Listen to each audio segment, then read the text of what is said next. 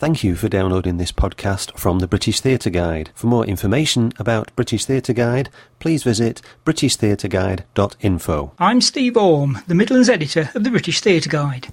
As most theatres are going dark for the summer, the Theatre Royal in Nottingham is preparing for its annual classic thriller season. There are 4 different plays over 4 weeks. Peter Gordon's Sleighed to Death, A Touch of Danger by Francis Durbridge, a new adaptation of the Scarlet Pimpernel, and John Goodrum's adaptation of Arthur Conan Doyle's The Nightmare Room.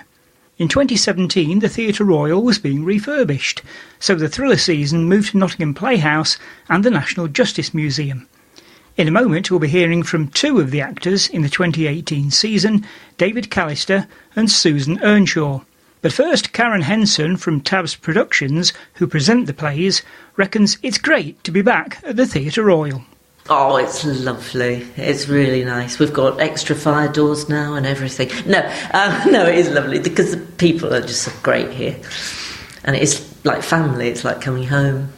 So what about the 4 plays that you've chosen for this year? Is it difficult to come up with different ones each year? It is, because you're often limited by what you can get the performing rights for. So there's a lot of lovely classic thrillers we'd really love to do, but we can't. So Jonathan here at the theatre, he was very keen to have a Pratt back, as they say. And a Durbridge, it still sells. Francis Durbridge every year. It's still up there.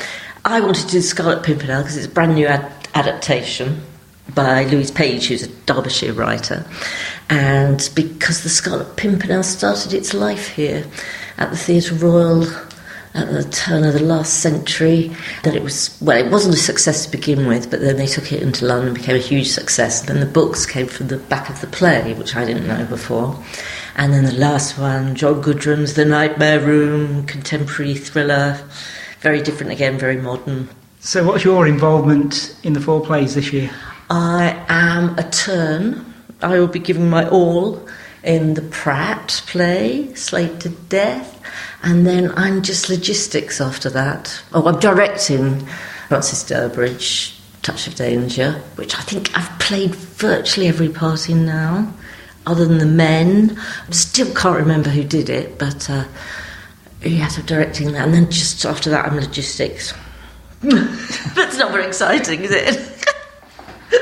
Do you find it difficult getting actors to come and work for you in this old-fashioned rep style season? Surprisingly not, no. I've been really, really lucky in that most of the actors that I use are well used to this ridiculous form of drama we are perpetrating. Like David Callister, who's coming to play our Pratt for us, who I think you're going to be talking to in a minute. He's done a lot of this kind of stuff. You really need actors who make their own decisions before rehearsals, but are adaptable when they get with the rest of the cast as well. So we do tend to keep it all in the family. So does that tend to rule out younger actors? Oh, not at all. We've got Emma Vickery and David Martin, who got married last year, so they won't get on very well. But they're not new to the weekly kind of the rep feel, but they're new to Nottingham. They're very young. They're disgustingly young. It is tricky. I think it's good to get new people in though. Because we're all getting so old, we can't play those parts anymore. Some theatres have been struggling recently in this hot weather, attracting audiences. Yeah. Do you think you might have the same problem? Yes, we have already. With the Scarlet Pimpernel, we opened in the 2nd week of the World Cup, I think. It is definitely a problem. We had everything that weekend, though. I think it was Wimbledon, was it? It was the Grand Prix. So if anybody's sporty. But I think in Nottingham so far, our figures are about the same as usual, so that's good. David Callister, you're playing Inspector Pratt in Sleighed to Death, the first one of the season, and you played Inspector Pratt before. I played. This is the 4th time I've played Pratt, because there are 4 plays, and as I say, I'd like to call this the 4th in the Inspector Pratt trilogy. Copyrighted that once, and that won't be on the poster. So this is the prequel to the Pratts, the previous Pratts. There's murdered. I don't know what they were called, but I've done all 3. I've done all 3 of the previous ones, and this is the prequel, when he's meant to be younger than he was in the previous 3, which is very interesting, because I'm now significantly older than I was when I first played it. So I don't know how we're going to get around that problem. So, older and not as good. So what sort of a person is Inspector Pratt? Does he live up to his name?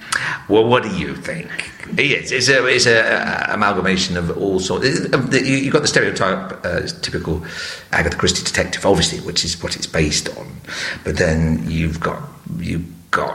I don't want to say where I've taken the characterisation from, because I don't think I've studied it. It's actually based on a theatre producer that I've worked with primarily. I'm not going to say who that is, but that's where a lot of the mannerisms come from. But there's a lot of other stuff in there. It's just a joy of a part because it's so daft, absolutely daft. And then you're appearing in the Francis Durbridge play the following week. Yes.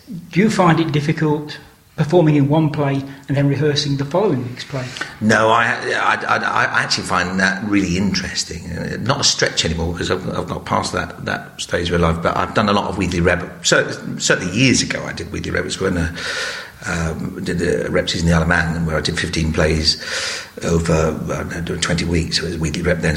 But I haven't done that a lot since. So doing it again now, it's great, because you make instant decisions as an actor. Instead of going round and round the houses, you have to make a decision and kind of stick to it. As Karen was saying before, that you made the decision before you come to rehearsal, but you have to be adaptable enough for the director to say, but have you tried doing that? But you haven't got time to be self-indulgent, which is what I like. Yeah, you enjoy working that way, obviously. Oh, I love it. We call it instant acting, but it's not really, because you put a lot of thought into it. Well, some of us have. But you do find that, when you do, actors are always, if you indulge them too much, they'll come up with all these ideas, and they'll end up coming back to the idea they thought of initially. Because your gut takes you that way. You think, well, your instincts is telling you what to do, and if you trust your instincts, most of the time you can't go wrong. Are you sorry that a lot of the rep companies have gone and there isn't much of this about these days? I am sorry. I'm also. I definitely think there's a market for it. Here in Nottingham, I know it's a tradition for people to come to see it, and I know people love this kind of theatre. It's a shame more theatres don't have that kind of trust in an audience. They're not willing to take that risk and do the rep seasons. So, I've done, there used to be ones at Swansea, at Darlington, Stephen, all these theatres, and they don't do it anymore. And it's a great shame, because the audience is there and they love this kind of theatre. Your comedies, your dramas, your thrillers. They love it, and they like seeing the same actors week after. Say, I saw you last week. I like you. What are you doing this week? Oh, looking forward to that. So it's a shame that there's not more of it. But when I get a chance like this, grab it with both hands. So what's your background? What have you been doing throughout your career? I've done a lot of theatre, done a lot of telly. Many years ago, my first break in telly was The Bill, when I was very young. And they weren't giving me a lot to do. I would just sit there with these headphones on in the cab room. So I went to the producer and said, "Look, I'm loving this, but if you don't give me a lot more to do, there's not point in me staying." I think they're going to say, "Callie, we agree with them. We got perfect money." But they went, "Yeah, we agree. Bye bye." That was my end of the stint on The Bill. I did a lot of telly. I did a lot of police shows after that, and then I went into theatre and did a lot of theatre, which is is fantastic. Again, because you get the thrill of being in that audience. Can't beat it. It's early days yet, but your first time working with Tabs Productions, how are you finding it? Be the last time. No, loving it. 45. It's great. Some of the guys I worked with before, and some I haven't, and it's a joy. And of course, I did this play last year as well, and it's when we very first did it. And it had a different title then, and some of the script was different. A different bunch of actors. These, they were fantastic. These are fantastic actors, and bring a completely different vibe to it. And again, I love that, because it makes it fresh. What would you normally be doing in the summer? Sitting in the sun, drinking gin and tonic. I would normally be doing a theatre. I was doing a theatre last year. I was doing a tour last year of a very interesting play called Trespass, which is a ghost story, really interesting play, which nobody came to see, which was a great shame. But that's what I was doing last summer, and the first part of last year I was doing the original production of this. Susan Earnshaw, this is your 11th season at the Theatre Royal. Why do you come back year after year? Oh, I love the park and ride. I love it. I love Nottingham. I love coming to the Theatre Royal. I love the audiences. I just really love being here in the summer. Yeah, it's a great place to be. You're in Sleighed to Death, the Inspector Pratt comedy.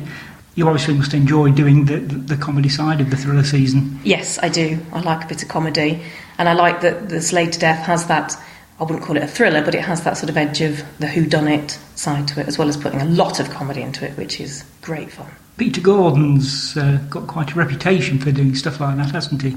Yes, he has, yes. I was in Murdered to Death, however many years ago that was. I played Mildred, which is quite nice to get bumped off in Act 1 and have Act 2 to sit in the dressing room and learn my lines for the following week. But yes, he's got a good track record of doing the thriller comedy type things. Do you find it difficult performing in one play and then having to rehearse the following weeks in the afternoons? It can be tiring, and the first week, this week is fine because we're rehearsing, we get to rehearse all week and then we'll put the show on next week. Next week, the second show always becomes a bit more tricky because you have such a lot less time to work on it, so we won't pick up the Durbridge rehearsals until the Wednesday morning. Then we've got a Wednesday matinee for Sleighed to Death, so effectively you have sort of 3.5 days really to put the second show up and running. So you really have to hit the ground running with that one and sort of have a good working knowledge of what you're doing. She said very knowledgeably. Not having working knowledge at all. That must put a lot of pressure, though, on actors to get it right. It does, but you have to do your homework. You have to work in advance. You've got to have the discipline to sit down and say, right, I've got the script X number of weeks in advance of coming to do the season. You know you're doing it. You know what part you're doing. You have to learn it. And I find it quite difficult to learn cold. I'm much better at learning as I go along. I find it a lot easier to learn if I can visualise where I am and where I'm standing and who I'm talking to. So it makes it quite difficult to sit and make yourself sit down and cold learn something at home on the sofa, for a couple of hours every day. But you just have to do it and have to put that work in. Otherwise you have a mad panic when it comes to doing it in rep. But that must be difficult if you've got other work on as well. Yes, lots of other work on, and children, which doesn't help matters because they need to go to school, they need to be picked up from school, they need to go to after-school clubs and Saturday morning things. And so you have to sort of timetable it all in, really. You just have to make it all work. Both Karen and David said that as an actor in this season you have to come with certain ideas and stick with them as much as possible. Do you find that as well? Definitely, yeah. You can't really go much further than saying, I think I'll play that with a London accent and I'll do that with not a London accent, and then you sort of take it from there, really. And you have to make that decision as to how you're going to play that character and hope that you've made the right decision, because if you haven't, you've got a lot of work to backtrack on and make it work. In the Durbridge, who are you playing there and how is it different from the character in Sleighed to Death? In the Durbridge, I'm playing Liz Ferber, the secretary to the gentleman. Is he called Max, the leading gentleman? I do quite a good line in secretaries and housekeepers. That's what I kind of get cast as quite a lot in these Durbridge type things.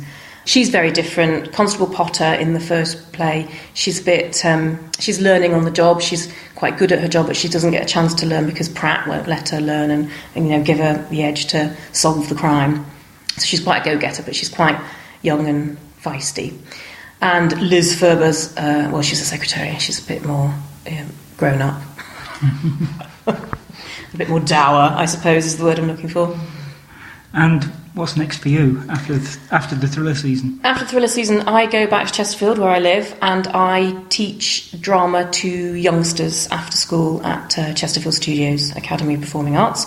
So I teach there from age 5 to 14 is my top level. So I shall go and back to doing that till Christmas, when I shall be donning my reindeer hat and becoming Rudolph for the Christmas period in a show that I write and Tabs produce in conjunction with the studios, and then I shall be prancing around as a reindeer in December.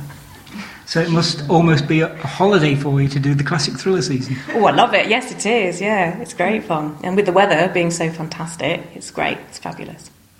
The classic thriller season runs at the Theatre Royal in Nottingham from the 31st of July until the 25th of August. You've been listening to a podcast from British Theatre Guide. For more information, please visit britishtheatreguide.info.